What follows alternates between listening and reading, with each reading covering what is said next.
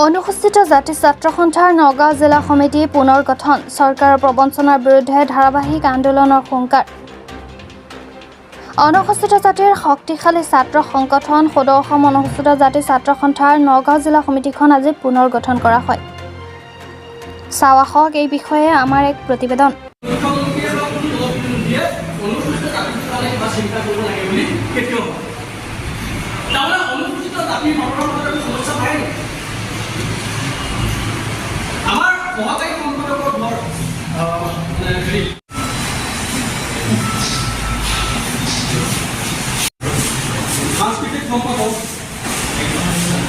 আচলতে আজি নগাঁও জিলা অনুসূচিত জাতি ছাত্ৰ সন্থাৰ এখনি সাধাৰণ সভা অনুষ্ঠিত হয় আৰু উক্ত সভাতেই সভাৰ সৰ্বসন্মতিক্ৰমে এখন নতুন জিলা সমিতি গঠন হয় আৰু এই জিলা সমিতিৰ সভাপতি হিচাপে দায়িত্ব অৰ্পণ কৰা হয় লোহিত কুমাৰ দাসক আৰু সাধাৰণ সম্পাদক হিচাপে দায়িত্ব অৰ্পণ কৰা হয় চন্দন বুঢ়াগী আৰু ইয়াৰ লগতে উপসভাপতি পদুম হাজৰিকা পল্লৱ দাস সহকাৰী সাধাৰণ সম্পাদক মনোজ ভূঞা ৰাজকুমাৰ দাস আৰু এনেদৰে আচলতে 31জনীয়া এখন পূৰ্ণাংগ জিলা সমিতি গঠন হয়।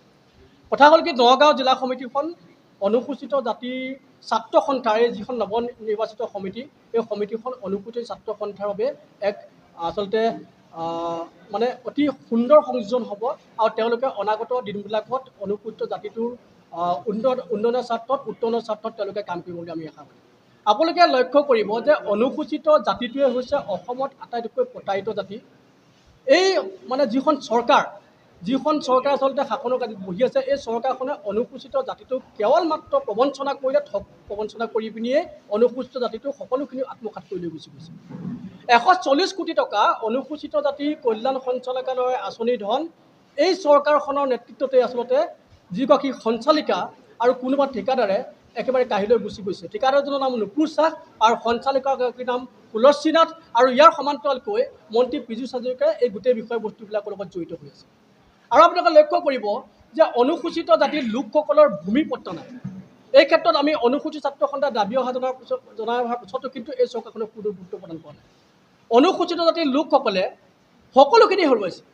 তেওঁলোকে বেকলগ পদ পূৰণ কৰি দিয়া নাই। ইমানবোৰ নিবনুৱা সমস্যা থকাৰ পিছতো বেকলগ পদসমূহ পূৰণ কৰি দিব পাৰে, যিকোনো দিব পাৰে সেইখনো আচলতে তেওঁলোকে দিব বিচৰা নাই। ভুৱা জাতিগত প্ৰমাণপত্ৰসমূহ হ'ল অনুসূচিত জাতিটোৰ কাৰণে অভিশাপ। আমি বাৰে বাৰে কৈ আছোঁ যে এই ভুৱা জাতিগত প্ৰমাণপত্ৰসমূহ চিনাক্তকৰণ কৰি ইয়াৰ বিৰুদ্ধে ব্যৱস্থা গ্ৰহণ কৰিব।